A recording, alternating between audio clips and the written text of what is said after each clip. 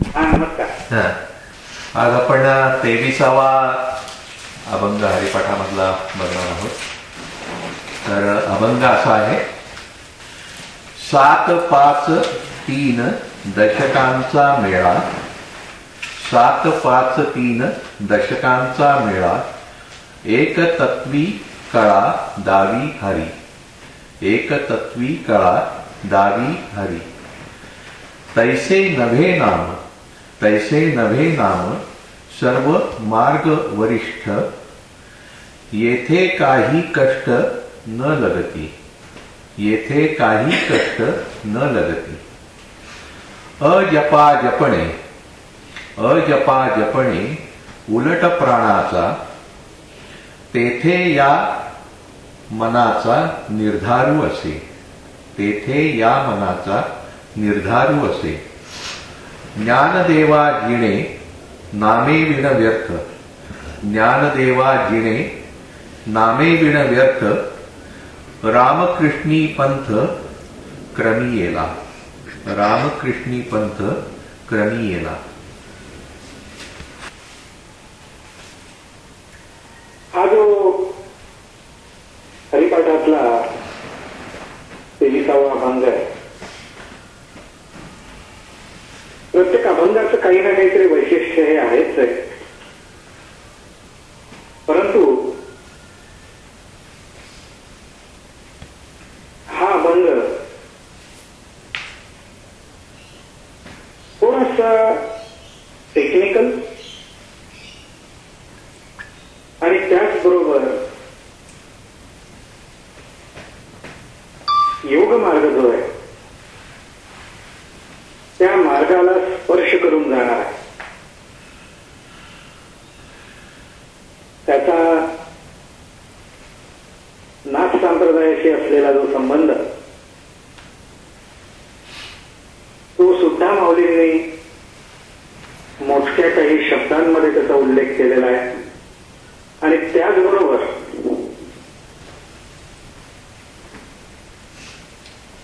अनेक शास्त्र, मग त्याच्यामध्ये योगशास्त्र पण आली, वेद, उपनिषद, या सर्वांनी मिळून जो काही मुख्य तत्वाचा विचार केलेला आहे त्याची सुद्धा सुरुवात या अभंगाच्या पहिल्या चरणामध्येच माऊलींनी केलेली आहे. टेक्निकल आहे असा मी उल्लेख एवढ्यासाठीच केला की सुरुवातीलाच आपल्याला माऊलींनी केलेली काही कॅल्क्युलेशन्स दिसतात. आकडेवारी मांडलेली आहे माऊलींनी. 7-5-3 दशकांचा मेळा,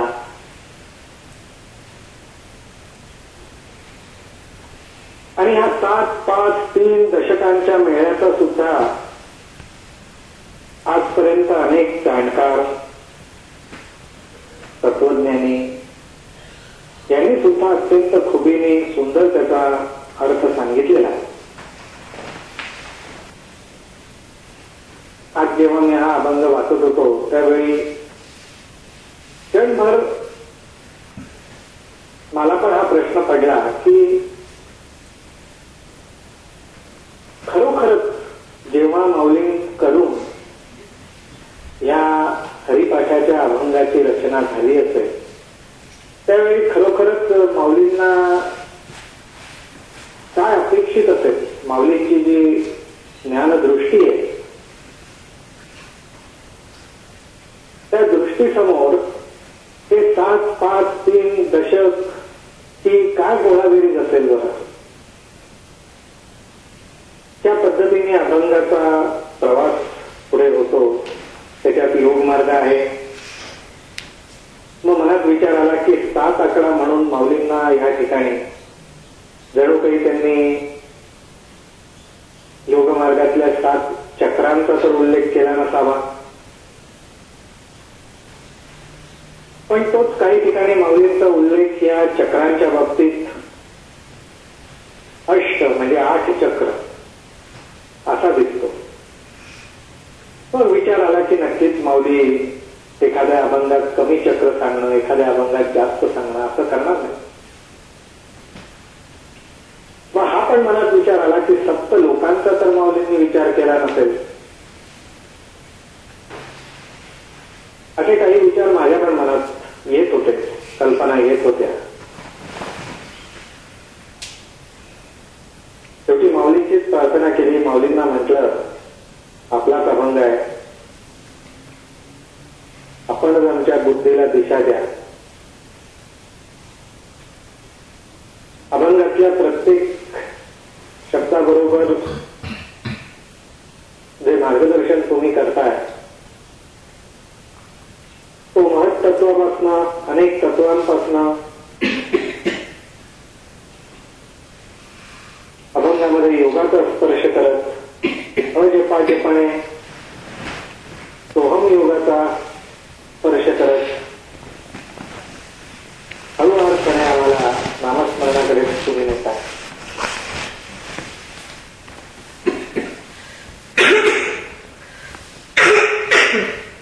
फुलाकडून नामाकडे नेतात.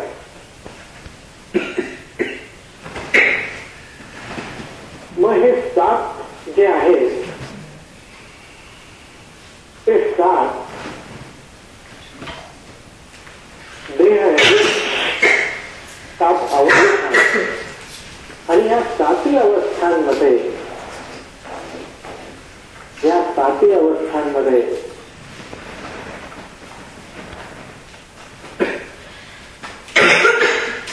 फक्त राहू शकतात.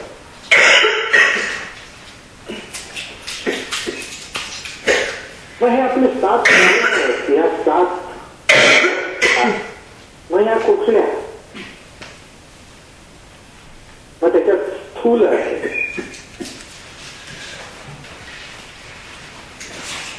कारण आहे, महाकारण आहे, शून्य आहे, निशून्य आहे आणि महाशून्य आहे. पण जेव्हा हे फुलापासून महाशून्यापर्यंतच्या अवस्थेपर्यंत आपण जातो, त्याच्यामध्ये सुरुवातीला पंचमहाभूत आहेत. फुल म्हटल्यावर फुलाची जी रचना आहे, फुलाचे जे घटक आहेत,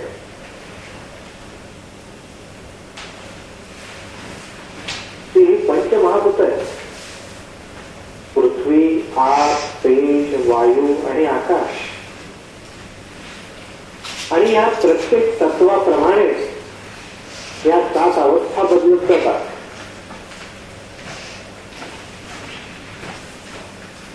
पृथ्वी, आप, तेज, स्थूल, सूक्ष्म आणि कारण, या तीन अवस्था या तीन तत्वांशी जोडलेल्या.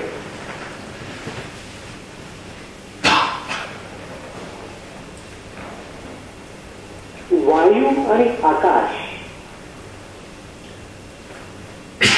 हे महाकारण आणि शून्य याला जोडलेलं आहे. निशून्य आणि महाशून्य हे गगनाशी जोडलेलं आहे, अवकाशाशी जोडलेलं आहे,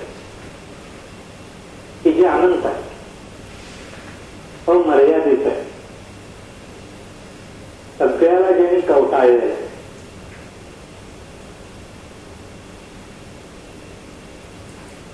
मग या सात अवस्था आणि हे पंचमहाभूत या सगळ्यांचा खेळ कोणाच्या जोरावर चालतो?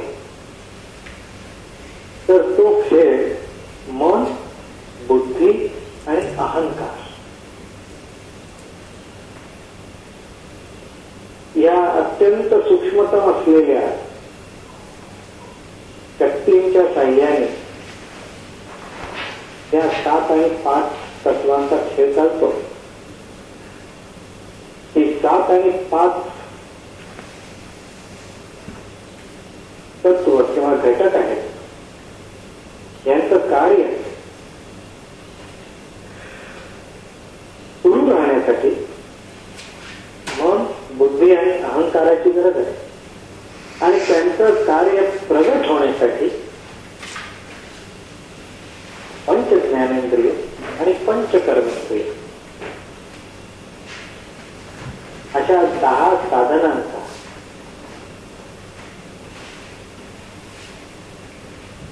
उपयोग होतो. 7-5-3 दशकांचा मेळा जेव्हा एकापेक्षा अधिक गोष्टी एकत्र येऊन मिळतात तेव्हाच आपण म्हणतो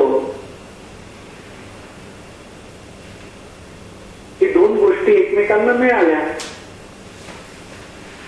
जेव्हा 2 गोष्टी अस्तित्वात नसतात तेव्हा फक्त असणं असतं.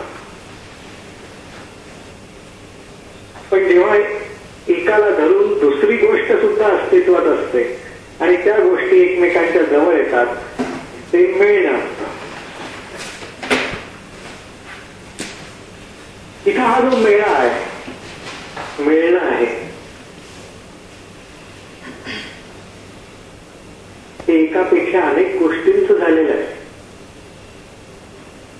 आता आपल्याला प्रश्न सुद्धा असा पडेल की माऊलींनी इतका सुंदरपणे आपल्याला हरिपाठ 22 अभंगातनं आजपर्यंत सांगितलेला आहे. या 23व्या अभंगामध्ये ही थोडीशी योगशास्त्राला धरून जराशी टेक्निकल, काही प्रमाणात थेरॉटिकल, वृक्ष अशी माहिती माऊलींचा देण्याचा उद्देश काय असावा आणि या माहितीची आवश्यकता आहे का? काय करू मी ही माहिती घेऊन? ही माहिती म्हणजे केवढे थोर विचार, केवढे मोठमोठे शब्द, स्थूल, सूक्ष्म, कारण, महाकारण, शून्य, निशून्य, महाशून्य, पृथ्वी, आप, तेज, वायू, आकाश, मन, बुद्धी, अहंकार, पंच ज्ञानेंद्रिय, पंचकर्म. अरे बाप,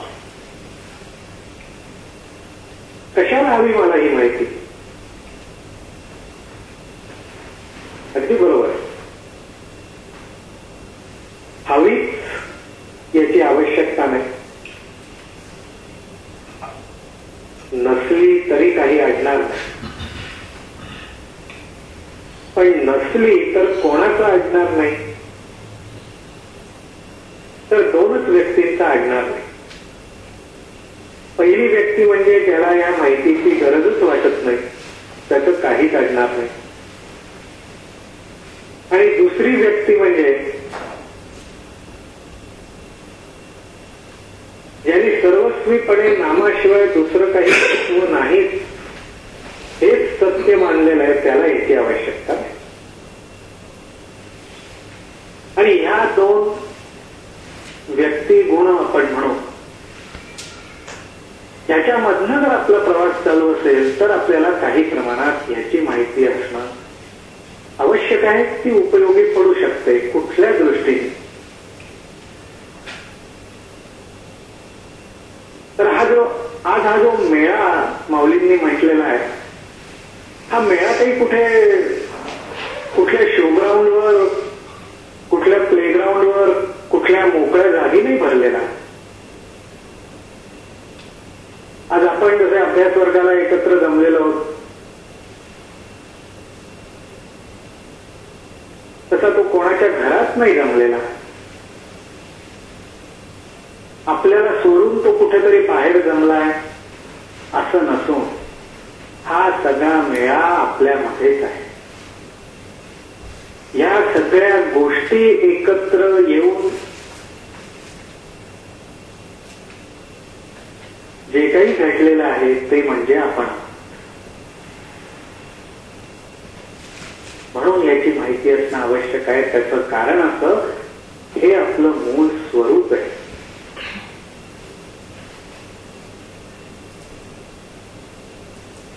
आज आपल्यापैकी कोणीही कोणीही असा नाही ज्याच्या पाशी या मेळ्यामधली एखाद दुसरी गोष्ट नाहीये. आज आपण सत्संगाला जमू, अभ्यास वर्गाला जमू, शिबिराला जमू, आपण म्हणू शकू हा यावेळी हे नाहीये, पुढच्या वेळी हे नसणार आहे, आज हे आहे, उद्या ते नाहीये. ह्या मेळ्याच्या बाबतीत तसं नाहीये. ह्या सगळ्या गोष्टी जिथे एकत्र येतात आणि त्या जर एकत्र आल्या त्याच वेळी आपलं असणं असतं. आणि ह्या सगळ्यांच्या साह्यानेच आपल्या प्रत्येकाचं जीवन चालू आहे. पंच ज्ञानेंद्रिय,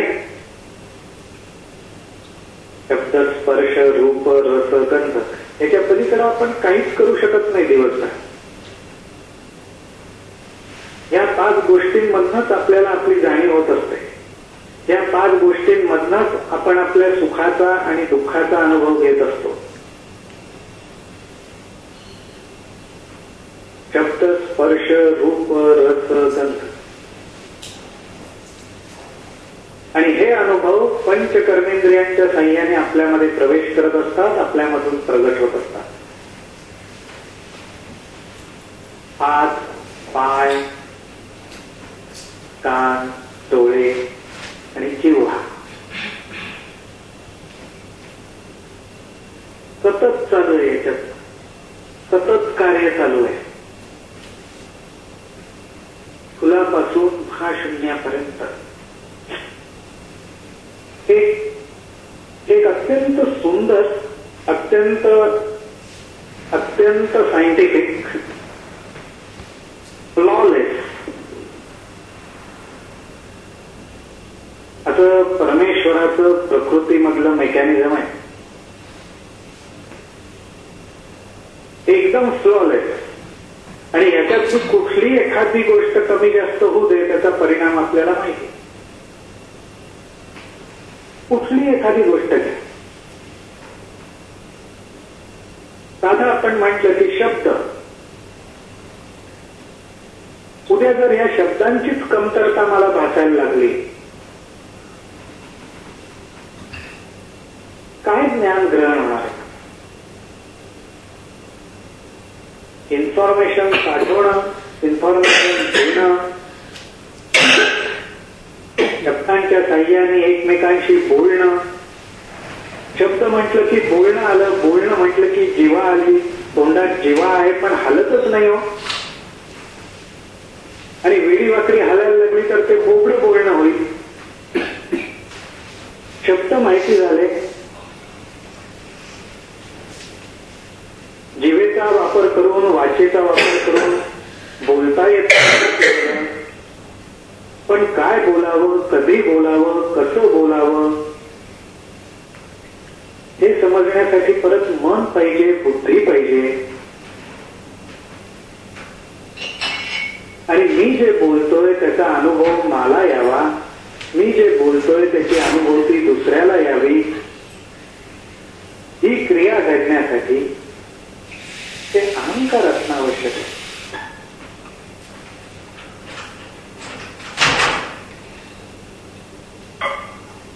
आज आपल्या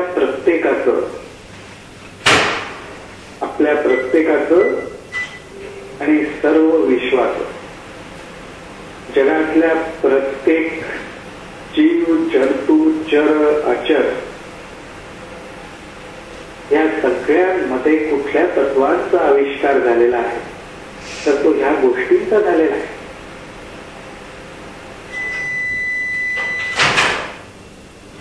आणि त्यालाच माऊली म्हणतात 7, 5, 3 दशकांचा मेळा, एक तत्वी कळा दावी हरी.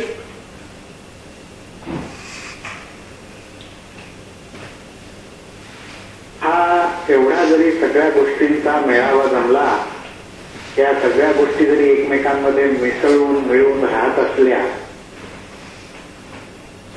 तरी सुद्धा त्या एकत्र राहण्याचं कारण एकच आहे, ते म्हणजे आत्मतत्व. या सगळ्या घटकांचे जे खेळ आपल्याला बघायला मिळतात, ज्या कला बघायला मिळतात, त्या सगळ्या एका आत्मतत्वामुळे. त्यांचं अस्तित्व, त्यांचं स्वातंत्र्य, त्यांचं प्रगट होणं, त्यांचं शांत बसणं, हे सगळं त्या एक तत्वामुळे, आत्मतत्वामुळे. आज फुलाच्या हारामध्ये एकच दोरा सगळीकडे असतो. एका टोकापासून दुसऱ्या टोकापर्यंत, दुसऱ्या टोकाला पहिलं टोक मानलं तर त्या टोकापासून दुसऱ्या टोकापर्यंत कुठूनही सुरुवात करा. वेगवेगळी फुलं हारामध्ये असतील, पण त्या सगळ्यांना जोडून ठेवणारा धागा एकच असतो. तसा या सगळ्या तत्वांना जोडून ठेवणारा जो धागा आहे तो एकच आहे. तो एकच आहे. या सगळ्यांमधनं जे प्रगट होतं ते एकच तत्व प्रगट होत आहे. म्हणून माऊली म्हणतात एक तत्वी कळा दावी हरी. त्याच्यात भेदभाव नाही. आज नुकताच गणेशोत्सवाचा कार्यक्रम झाला. आपण पण सगळ्यांनी आपापल्या घरी केला असेल. आपापल्या घरी आरतीसाठी, पूजेसाठी मंडळी आली असतील. गप्पा गोष्टी झाल्या असतील, प्रसाद, आरती सगळं झालं असेल. पण आपल्या सगळ्यांना एकत्र आणण्याचं जे तत्व आहे, जे सूत्र आहे, ते कोण? तर श्री गजानन.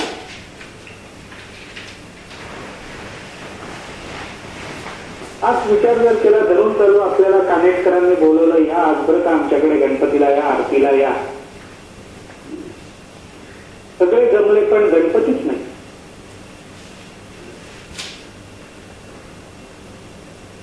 गणपतीची मूर्तीच नाही. गणपतीचं अस्तित्वच नाही. म्हणजे त्याचा अर्थ असा की एकत्र येणं जे आहे, एकत्र असणं जे आहे, त्याचं असणेपण जे आहे ते केवळ एका सूत्राला धरून असतं. ते सूत्र, तो दोरा काढून टाकला की अख्खी माळ विखुरली. सगळी फुलं मणी विखुरले.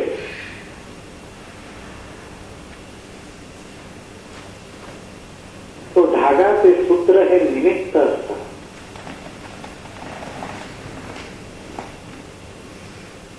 त्यामुळे आपल्या दृष्टीने समजून घेण्याचा महत्वाचा भाग एकच,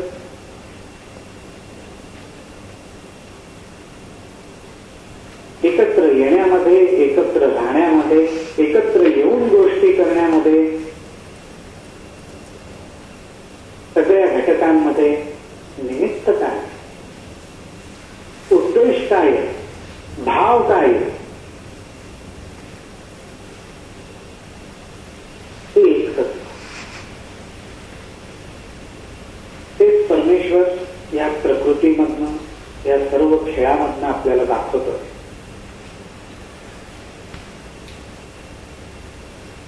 पण विचार करा, केवढा मोठा खेळ मांडलाय परमेश्वराने.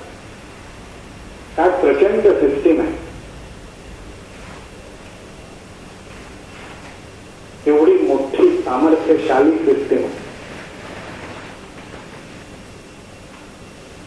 प्रत्येकाला प्रत्येक गोष्टीबरोबर राहावंच लागतं.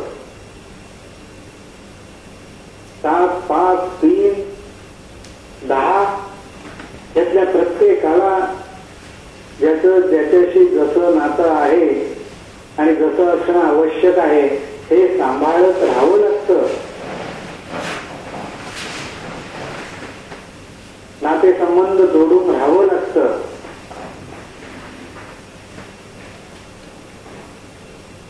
मन अहंकाराला जपत असतं, अहंकार बुद्धीला जपत असतं. वेळ पडली तर बुद्धी मोठ्या बहिणीसारखी भूमिका घेऊन मनाला फटकारते. अहंकाराला ओरडते, त्याच्यावर अंकुश ठेवते. अहंकार बलवान झाला तर तो या दोघांचा ऐकत नाही.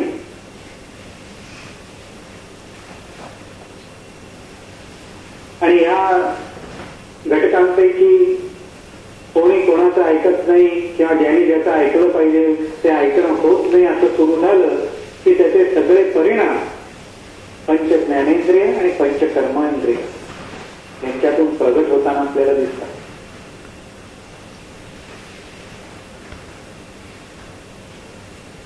अरे काय तोंडाला येईल ते बडबडतोयस तू? कळतंय का तुला काय बोलायला पाहिजे ते? ही जेव्हा कॉमेंट आपण करतो,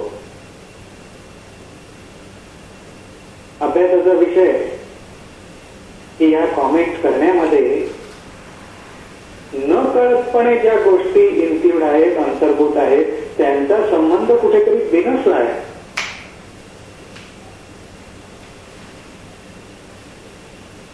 रिलेशनशिप्स मध्ये काहीतरी कॉन्फ्लिक्ट तयार झाले.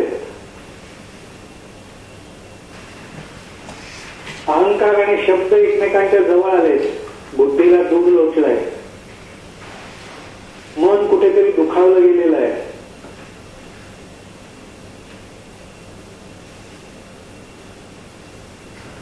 अरे अरे तिन्ही भावंड एकमेकांपासून दुरावलेली दिसत आहेत. त्यांच्यात समतोलपणा आणणं आवश्यक आहे.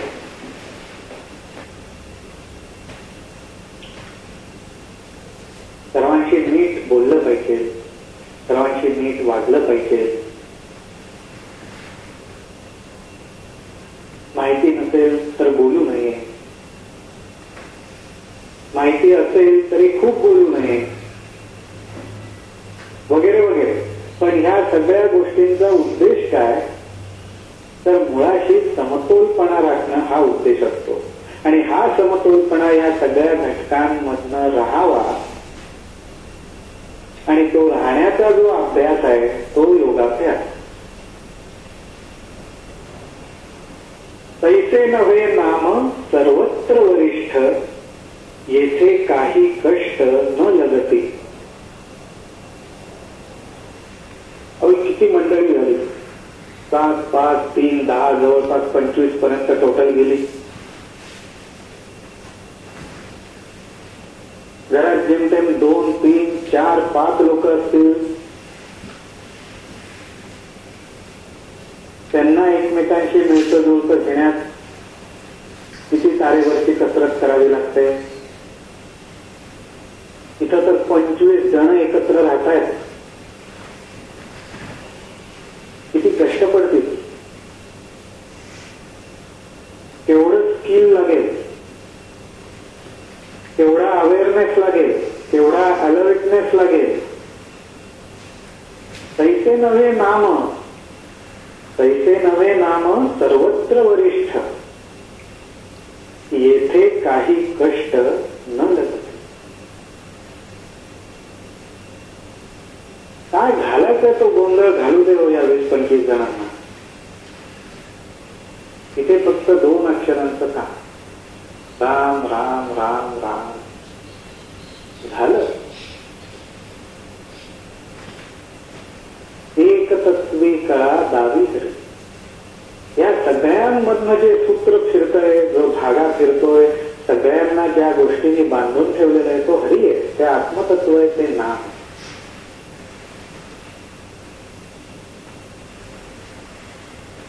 काही करायला नको.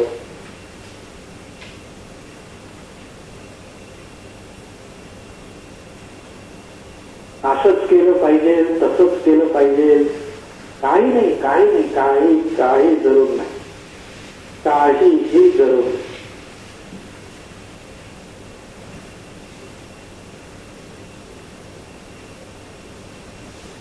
योग याग विधी येणे नोहे सिद्धी, वायाची उपाधी दंपदर.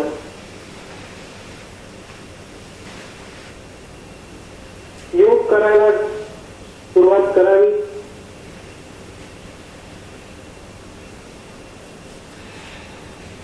साधना क्रिया करायला सुरुवात करावी. जपणे उलट प्राणाचा तेथेही मनाचा निर्धार होते. प्राणायामांना सुरुवात करावी.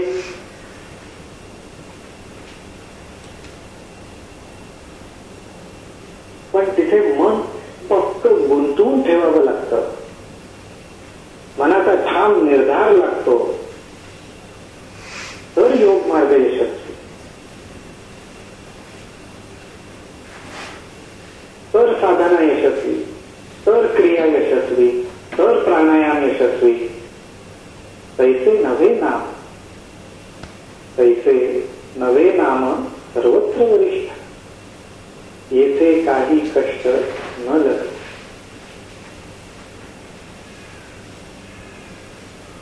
सुरुवातीला योग जमतोय का जमत नाही, क्रिया जमतेय का जमत नाही, साधना जमतेय का जमत नाही, ह्या शंका.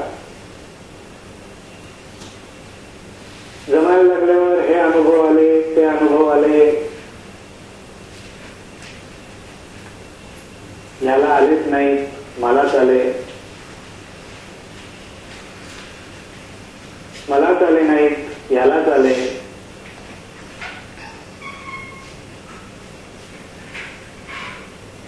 मला आता अनुभव यायला लागले, मला योग जमायला लागला, मला साधना जमायला लागली, माझ्याकडनं क्रिया घडायला लागल्या. पुढे जाऊन मी योगी झालो, मी क्रियावान झालो, मी साधनात्मक सिद्ध झालो. येणे नोहे सिद्धी, वायाची उपाधी, दंभ, धर्म. ऐसे नवे नाम सर्वत्र वरिष्ठ, येथे काही कष्ट न लगत. श्वास उलटा चालायला लागला का, सोहमचा हौसा झाला का, हौसाचा सोहम होतोय का, अहमचा शिवोहम झाला का, होत पाहत. आणि झाला म्हणावं की केलाच अहंकाराने प्रवेश तिथे. चांगले व्हायला वेळ लागणार. तैसे नवे नाम सर्वत्र वरिष्ठ, येथे काही कष्ट न लगत.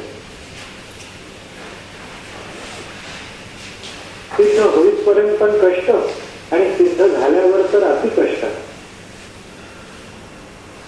नामाचं तसं नाही हो, अजिबात. सुखासनात बसा, सिद्धासनात बसा, पद्मासनात बसा, बसू नका, उभे राहा, धावत राहा, आडवं पडा, पाठीवर झोपा, पोटावर झोपा, पाय जवळ घेऊन बसा, हात पसरून बसा, दोन्ही नागपुड्या दाबून ठेवा, एकच उघडी ठेवा, दुसरी उघडूच नका, डोळे मिटा, उघडे, काही काही काही, येथे काही कष्ट न लगते. आपलं असणं पण आणि ना, असणं पण आणि ना, बाकी काही तिथं लागतच, बाकी कशाची आवश्यकताच नाही. हे पूर्ण सत्य आहे. पण मग काही प्रमाणात प्राणायाम, काही प्रमाणात क्रिया, काही प्रमाणात साधना, काही प्रमाणात योग, काही प्रमाणात ज्ञान याची आवश्यकता का? तर हा 25 जणांचा प्रपंच, आणि 25 जणांचा म्हणजे 25 जणांचा नाही, एकाच प्रपंचात असलेल्या, एकाच फॅमिलीत असलेले 25 जण गोडी गुलाबीने एकमेका सहाय्य करू, अवघे धरू सुपंथ असं म्हणत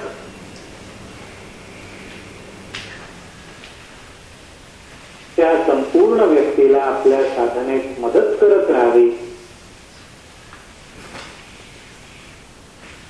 कारण या 25 जणांमध्ये लहान मुलापासून वयोवृद्धापर्यंत सगळे घटक आहेत. त्या सगळ्यांनी एकमेकांबरोबर एकमेकांना सहाय्य करत व्यवस्थित राहावं आणि त्यांना हे माहिती पडावं की अरे आपल्या सगळ्यांना ज्या तत्वानी धरून ठेवलेला आहे तो परमेश्वर आहे, त्याचं नाम आहे, ही त्यांना शिकवण द्यावी. म्हणून हा इतर गोष्टींचं सहाय्य घेत अभ्यास करावा लागतो. म्हणून त्याला साधनं म्हटलेलं आहे. एवढ्यापुरता त्याचा उपयोग आहे.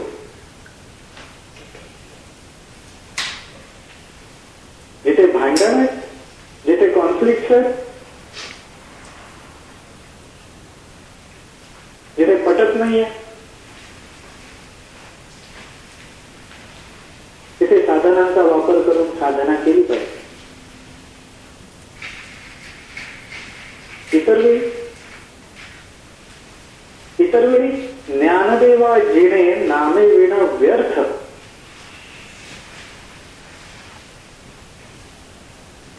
याचा अर्थ नामा व्यतिरिक्त जो काळ गेला, वेळ गेला, तो व्यर्थ गेला असा नाही.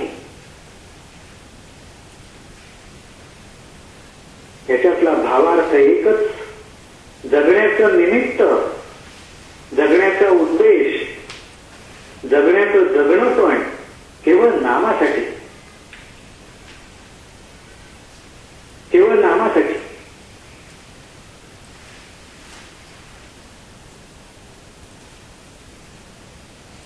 इतर ज्या गोष्टींसाठी जगणं वाटतं ती साधन आहे, ते नाम नाहीये, ते एक तत्व नाहीये. ते कोणतरी 25 फॅमिली मेंबर पैकी एक मेंबर आहे, एकापेक्षा अधिक असतील. त्यांच्यासाठीचा हव्यास असेल, त्यांच्यासाठी ती अटॅचमेंट असेल, त्यांच्यासाठीचा मोह आणि ममता असेल, पण ते जगणं नाहीये, त्यात काही विशेष नाहीये, ते होणारच आहे.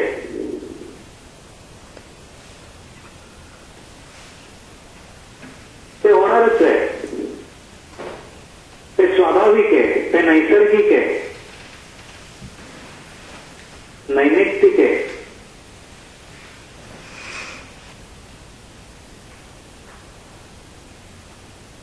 आज मुलगा समोर आला, घरी आला बाहेरून, बायको बाहेरून घरी आली,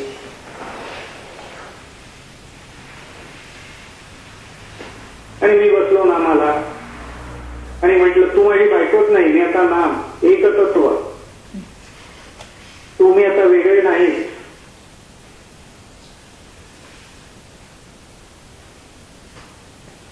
मुलाला मी म्हटलं अरे आपण बाप लेक नाही, मी आता नाम घेतोय, एकतत्विका. आपल्या दोघांमध्ये एकच तत्व आहे, सर्वांगती राम परिपूर्ण.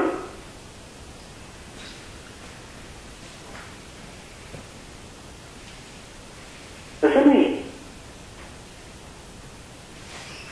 मुलगा मुलगाच आहे, बाप बापच आहे, आई आईच आहे, भाऊ भाऊच आहे, बहीण बहिणीच आहे, मित्र मित्रच आहे, मैत्रीण मैत्रिणीच आहे, व्यवहार व्यवहाराचं सगळं सगळं आहे ते तसंच चालणार आहे.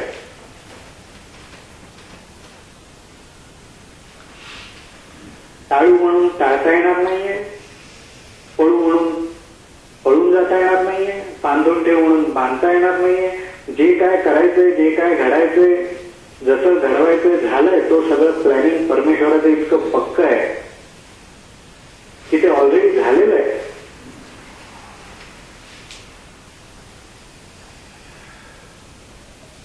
त्या 25 जणांच्या साह्याने प्रकृतीला जो काही खेळ करायचा आहे, ज्या काही कळा, ज्या काही कला दाखवायच्या झाल्या, दाखवल्या, चालू आहे. व्यवस्थित व्यवस्थित सगळं मेकॅनिझम, व्यवस्थित सगळी सिस्टीम चालू आहे.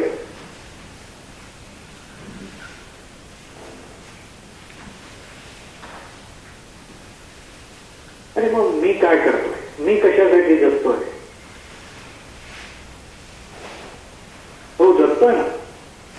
या सगळ्या माझ्या कुटुंबातल्या ज्या गोष्टी आहेत, ते जे नातेसंबंध आहेत, व्यवहार आहे, सामाजिक बांधिलकी आहे, हे आहे ते आहे, हो ते सगळं सांभाळण्यासाठी, त्याचा व्यवस्थित अनुभव घेण्यासाठी, व्यवस्थित त्याच्यात विवेकाच्या साह्याने सारासार विचार करून व्यवस्थित राहण्याचं ते पण माझं काम चालू आहे, ते पण कार्य चालू आहे. पण ते म्हणजे माझं जगणं नाही आहे. ते माझं फक्त असणं आहे. कारण त्याला मी माझं जगणं म्हणूच शकत नाही. कारण मी जन्माला आलोय म्हटल्यावर मला जगलंच पाहिजे, पर्यायच नाही.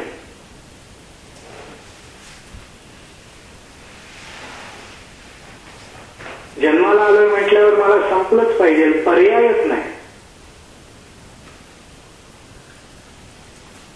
तिथे और हा काही फॅक्टरच नाही.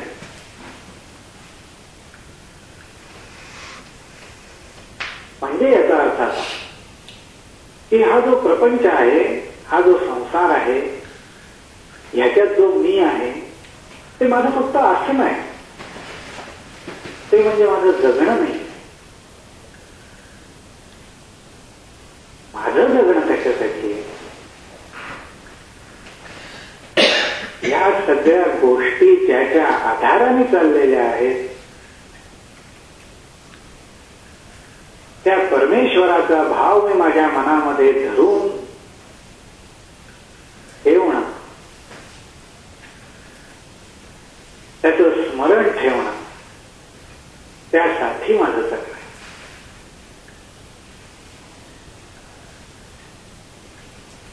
माझा असणे नसणेपणाचा सर्व अधिकार त्याच्याकडे आहे.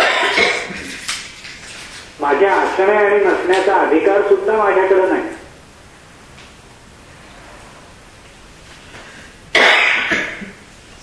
जन्माला आलोय म्हणून जगत राहणं एवढाच अधिकार माझ्याकडे आहे.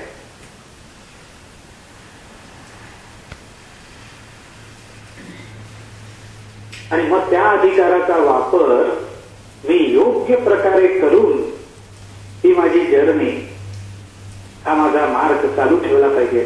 त्याच्यामध्ये माझं कर्तव्य काय, त्याच्यामध्ये माझी ड्युटी काय. तर जेव्हा जेव्हा माझ्या असणेपणाला मला माझं जगणं म्हणायचं असेल त्यावेळी मी त्या परमेश्वराचं, त्या प्रभूचं स्मरण केलं पाहिजे. नाहीतर माझ्या असण्याला काही अर्थ नाही. कारण माझं असणं आणि नसणं यामुळे या 25 तत्वांचा, या प्रकृतीचा, या संसाराचा, या जगाचा, ह्या विश्वाचा कुठेही खेळ खंडोबा होत नाही आणि होणार पण नाही आणि होऊ शकतच नाही. मग माझ्या असणेपणाला जर मला काही अर्थ प्राप्त करून द्यायचा असेल तर मला अशा रीतीनेच जगलं पाहिजे ज्याला मी माझं जगणं म्हणू शकतो. मग ते म्हणजे एकच. जेव्हा जमेल जसं जमेल त्या माझ्या असणेपणाला नामाचा, स्मरणाचा स्पर्श मी करून देत राहिलो पाहिजे. नाहीतर ज्ञानदेवा जिणे नामे विण व्यर्थ,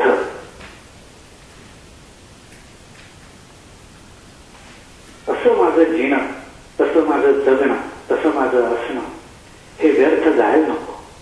काहीतरी माझ्या असण्याला किंमत आहे का, काही अर्थ आहे का?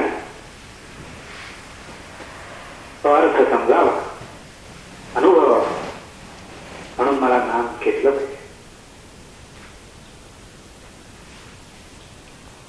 आणि म्हणून ही माझी जर्नी, हा माझा मार्ग मी त्या नामाच्या बरोबरीने, त्याच्या आधाराने चालत राहिलो पाहिजे. रामकृष्णी पंथ क्रमी येला.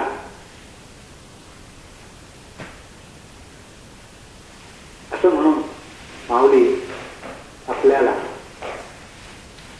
त्यांच्या वाटेवरनं घेऊन जातात, संतांच्या वाटेवरनं चालवत नेतात.